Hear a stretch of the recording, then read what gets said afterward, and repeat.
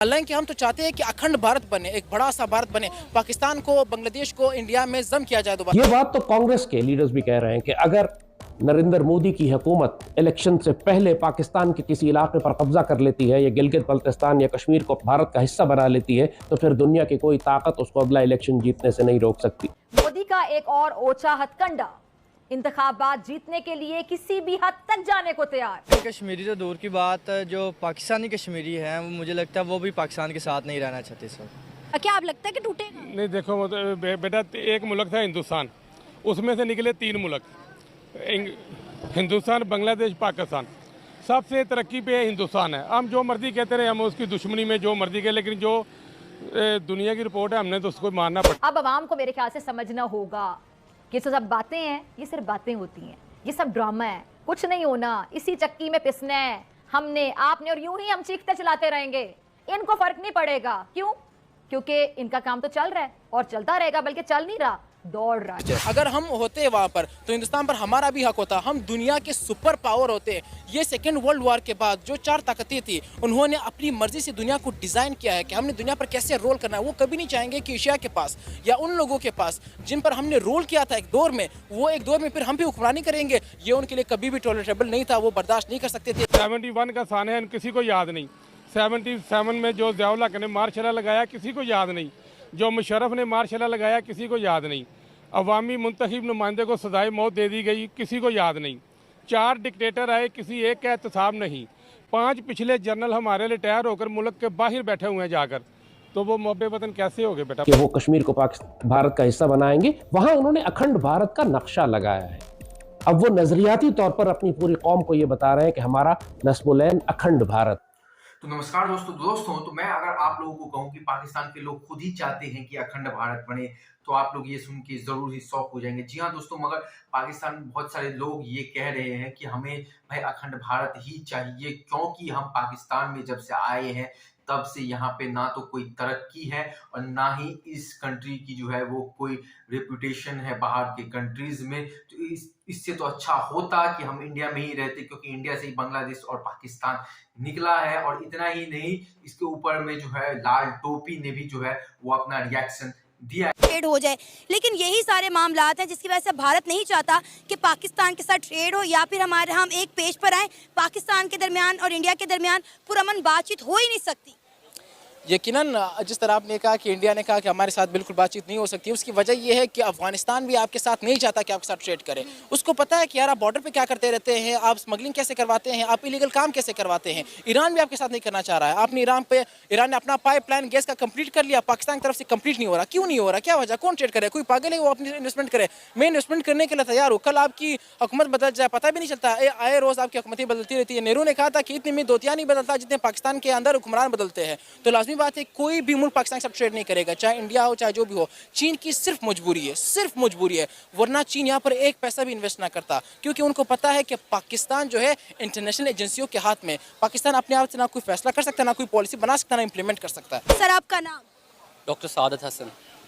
Sir आपको पता है कि पाकिस्तान के जो वज़ीर ख़ारजा हैं, जो नए नए हमारे वज़ीर बने हैं, इसहाक डार साहब, इस वक्त बड़ी शिद्दत से चाह रहे हैं कि किसी तरह इंडिया के साथ एक बार फिर से हमारी ट्रेड जो है वो बहाल हो जाए। यहाँ तक कि पाकिस्तान की ताजर बरादरी भी चाह रही है। उन्होंने इस हवाले से एक बहुत बड़ी स्टेटमेंट भी दी है।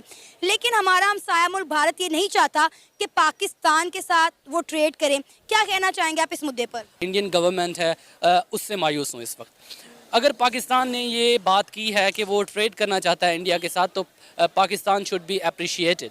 पाकिस्तान को इस हवाले से हमें अप्रिशिएट करना चाहिए। और जो भी पूरी दुनिया में इकोनॉमी के लिहाज से इदारे हैं या जो कि ताकत रखते हैं इस ट्रेड मैनेजमेंट के हवाले से, उनको चाहिए कि इसको वो सीरियसली लें। पाकिस्तान ने ये विलिंग शो की है कि वो ट्रेड करना चाहते हैं अगर इंडिया के साथ, तो इंडिया को इस हमारा जो गुडविल जेस्चर है उसका खैर मकदम करना चाहिए।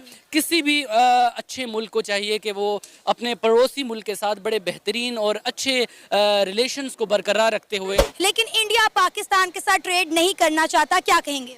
क्यों करे वो लोग? एक कौन जो पहले से भिखारी है, 22 मरतबा वो गए IMF के पास। एक बार फिर से शहबाज शरीफ साहब ने कहा है कि हम एक बार फिर से IMF प्रोग्राम में जा रहे हैं क्योंकि हमारे पास पैसे नहीं है, पेट्रोल इतना महंगा होने जा रहा है।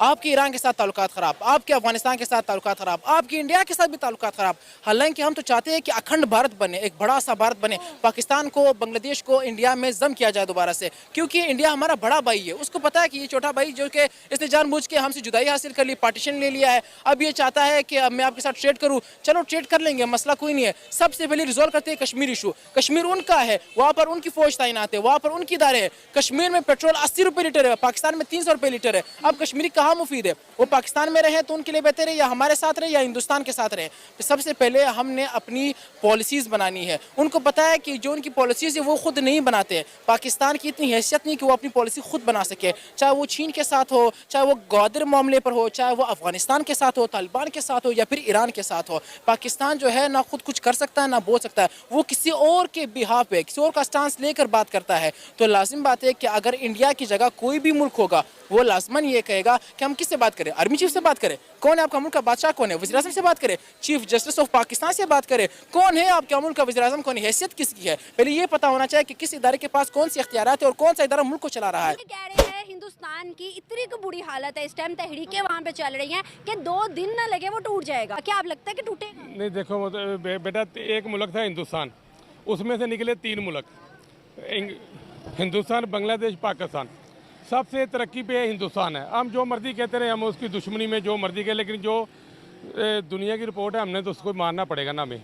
दूसरे नंबर पे बांग्लादेश, थर्ड नंबर पे पाकिस्तान आ रहा है, और पाकिस्तान इस खित्ते में सबसे यानी कि सतह गुर्बत में सबसे नीचे आ चुका है ये मुल्क।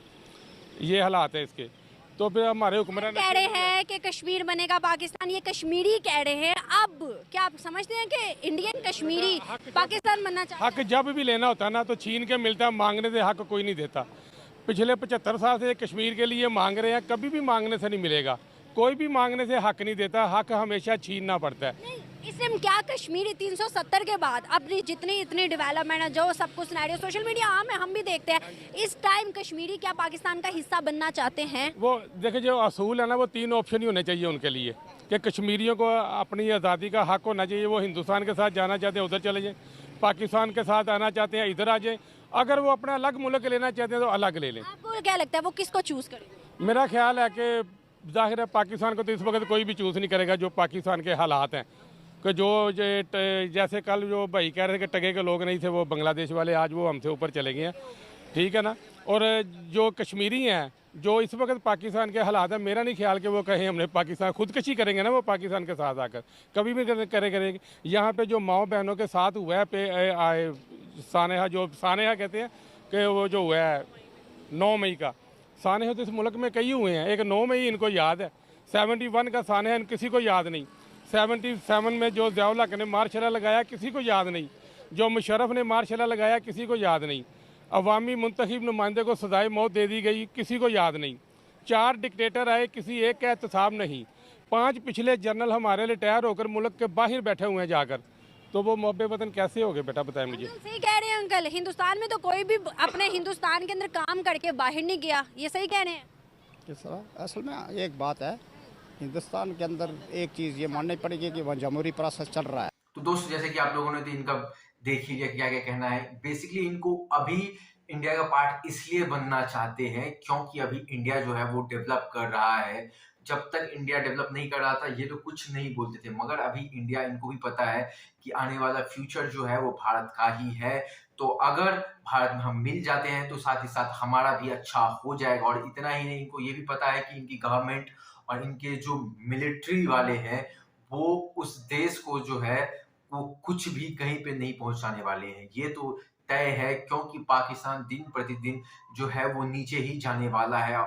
और आप लोगों को मैं ये भी बता दूं, ज्यादा से ज्यादा पाकिस्तानी जो है वो यूरोप भाग के चले गए हैं पाकिस्तान छोड़ के। जो भी वहाँ पे एजुकेटेड बंदा है पाकिस्तान में, वो पाकिस्तान में अभी नहीं रहता है, तो ये भी एक बहुत बड़ा कारण है। और आप लोगों को तो पता ही है, लाल टोपी जब भी बोलता है तो इंडिया के अगेंस्ट ही बोलता है। उसको तो अभी लगता है कि इंडिया ने शायद अभी ही जो है वो धावा बोल देना है कश्मीर और पाकिस्तान के ऊपर में, पर ऐसा नहीं होने वाला है। हमारी गवर्नमेंट को भी पता है कि कश्मीरी हमको लेना है, इन पाल के बच्चों को हमको नहीं लेना है। ये हमारे देश में आएंगे और बन के कहाँ कहाँ फटेंगे हम लोगों को भी नहीं समझ में आएगा। तो इससे अच्छा कि इनको दूर रखो, कश्मीर जो अपना है वो ले लो।